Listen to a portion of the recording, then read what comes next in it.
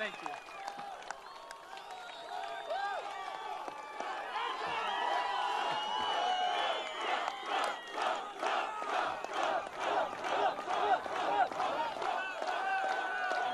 Thank you so much. Boy, oh boy, I didn't expect that. You know, Joel and the group called and they said, would you come over and speak? I'm here for a certain reason. You know, it's called Tomorrow Night. So I got here and they asked a couple of days ago, would it be possible to come over and say a few words? An endorsement from your group with so many veterans, hundreds of thousands of veterans. I really appreciate that, Joel. I did not expect it. I didn't expect it. I didn't ask for it. I will say this. I am with the veterans 100%. They're our greatest people. They're being treated terribly. Not only the number of deaths, which are obviously, that's tantamount, that's what's going on is incredible. But as of 2 weeks ago on Wednesday, the vets had the longest wait in the history of the Veterans Administration. You go in and see a doctor, you wait for days, and it's not going to happen. Not going to happen. If I win, believe me, it's not going to happen. And one of the things I thought I'd do, and I'd stress so strongly, the veterans' hospitals, obviously, they have problems. They're not properly run. And when you have to wait long hours and long days, and then in some cases have the doctor say, I'm sorry, I'm going on vacation, believe me, it doesn't get much worse than that. So we're going to create a whole new system. We're going to take this system apart, and if they're not doing the job, the veterans are going to go to private doctors, private hospitals, public hospitals, and we're going to reimburse those doctors and those hospitals. And you're going to get the greatest service of any veterans in any country because you deserve it. And that's going to be broken down into something that's going to be very special. Right now, and you know it, we have illegal immigrants that are treated better by far than our veterans. That's not going to happen anymore. It's not going to happen. So, Joel, I just really appreciate it. So unexpected. To be here is an honor. They don't build ships like this anymore, folks, you know? We don't do them this way anymore. I actually said, what about recommissioning? Look at this thing. The largest guns in the world, most powerful guns. I learned a lot about the Iowa. By the way, Iowa is a great place for a lot of reasons. You know? We have been treated so well in the state of Iowa. It's been incredible. Number one on the polls, and we love those people. They're great. So this is a great ship. Hawkeye, he goes. This is a great ship, and that's a great state. I just want to say that we're going to come out with some plans in a very short time. We're going to be building up our military. We're going to make our military so big and so strong and so great.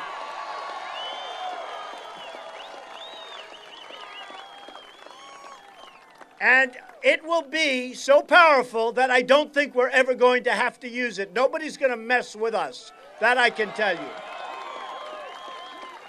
And we're going to have a president who's respected by Putin, who's respected by Iran. You know, let's talk about, for 2 seconds, let's talk about the Iran deal. Now,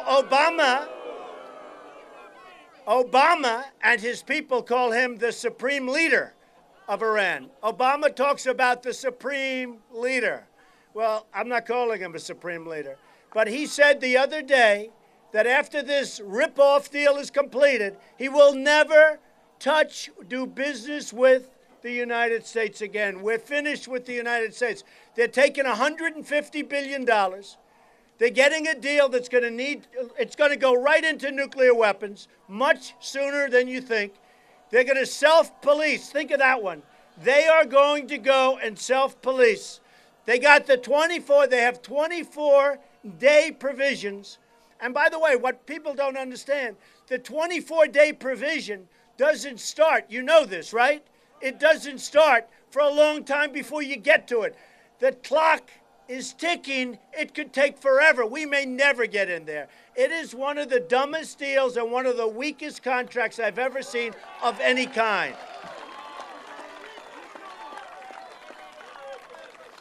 So we are going to do things in this country right. We're not going to sign deals where we have 4 prisoners over there and they're still there and we don't even ask them. One of them's there because he's a Christian.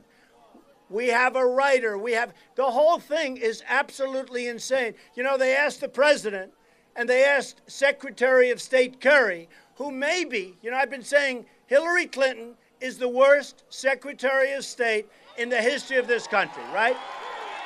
All right, I've been saying it. But it's possible. The world blew up around her. It blew up. Just blew up. The whole world is like a different place. It's possible that because of this deal made by Secretary Kerry, who has absolutely no clue how to negotiate, it may be that he's going to supersede. And I understand that he may want to run for president. He has no chance, like she has no chance. So we're going to see what happens.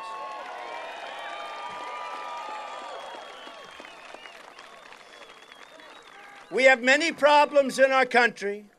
One of them is immigration. Now, I took a tremendous hit when I brought up illegal immigration when I announced I was running for president. And for 2 weeks, I said, you know, Rush Limbaugh, who's a great guy, he said he has suffered more incoming, meaning the press, than anybody I've seen. So what happened is you have now found out what illegal immigration is all about. And I am so happy that I'm the one that brought it to the fore, because believe me, it's a big problem. It is a big problem. So you remember, for about 2 weeks, I said, boy, this is tougher than I thought running for president. And then you found out there's tremendous crime. There's tremendous drugs pouring across the border. Tremendous, beyond going to Chicago, going to New York, going to L.A., going all over our country. So the drugs pour in and the money pours out. Not a good deal. We get the drugs, they get the money. The drug cartels are going wild. They cannot believe how stupid our government is. They are making a fortune.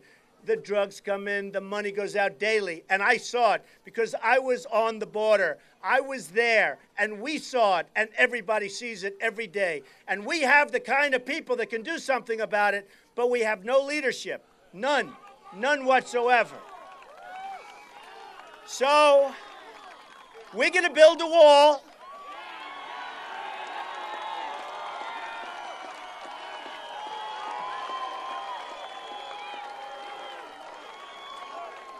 And Mexico's going to pay for the wall. Believe me. You know, a lot of politicians have said, oh, they're not going to pay. He must be. They don't know anything about it. They never read the art of the deal, first of all. So here's the story. I said the other day to one of my people, what is the United States trade deficit with Mexico, Japan, and China? So let's start with China. Almost $400 billion a year. Now, if you have a company where you're losing $400 billion, you got to do something very fast. We don't. We've been losing hundreds of billions of dollars a year, frankly, for decades. Not going to happen anymore. Not going to happen anymore. With Japan, where their massive ships float right here, and they drop off the cars, right? They drop off thousands and thousands and thousands of cars, millions of cars, and we sell them beef. We sell them beef. And they don't want it because their farmers don't want our beef. They protest and they send it back.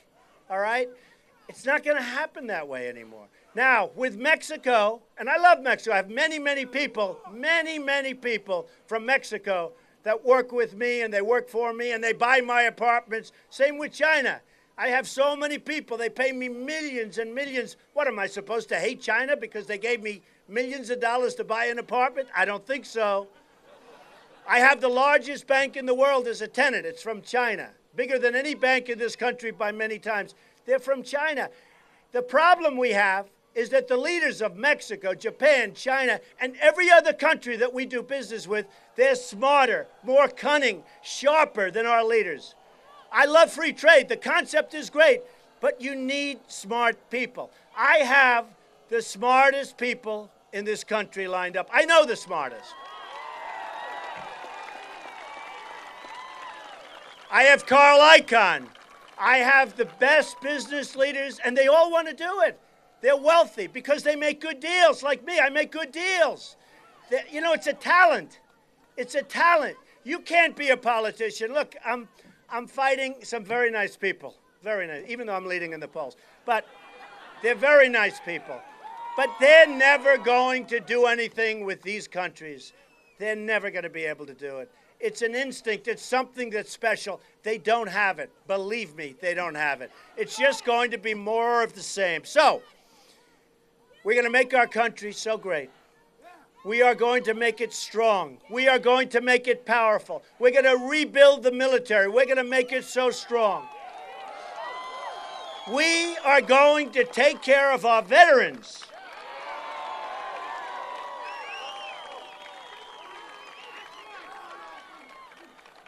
And in the end, I want you people to look around and look at each other, because this is going to be a special day.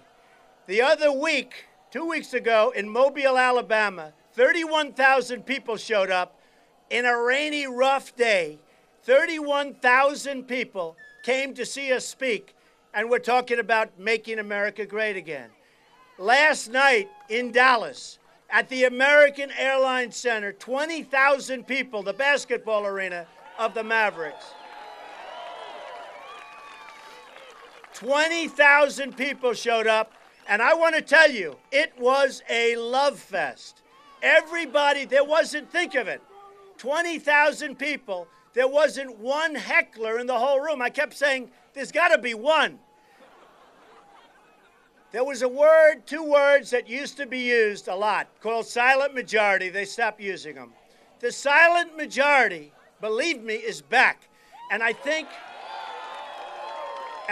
we can use it somewhat differently. I don't think we have to call it a silent majority anymore, because they're not silent. People are not silent. They're disgusted with our incompetent politicians. They're disgusted with the people that are giving our country away. They're disgusted when they tell the Border Patrol agents, who are good people and can do the job. They're disgusted when they're allowed to people just walk right in front of them, and they're standing there helpless, and people just pour into the country. They're disgusted when a woman who's 9 months pregnant walks across the border, has a baby, and you have to take care of that baby for the next 85 years. They're disgusted by what's happening to our country, and you're going to look around, you're going to remember who the people are that are here, because we're doing something special. This is a movement. We're going to make our country great again. Believe me, we will make our country great again. I love you all. Thank you very much. I love you. Thank you. Thank you.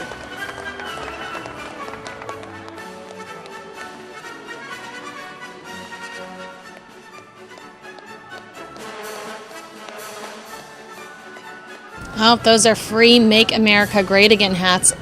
Too bad we're not there to get our hands on one. Those actually retail for approximately $35. Currently on his website. Nice. In case you just tuned in and you missed... This is the hottest thing out there. This hat, you can't get them. Love it.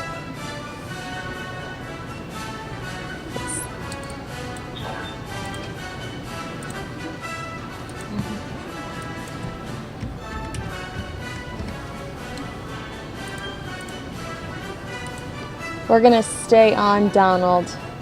Thank you, everybody. We love you. Thank you very much.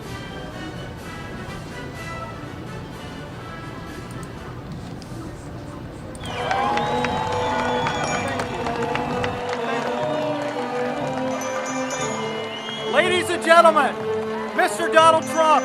In case you're just now tuning in and you missed anything, here's Donald's speech one more time.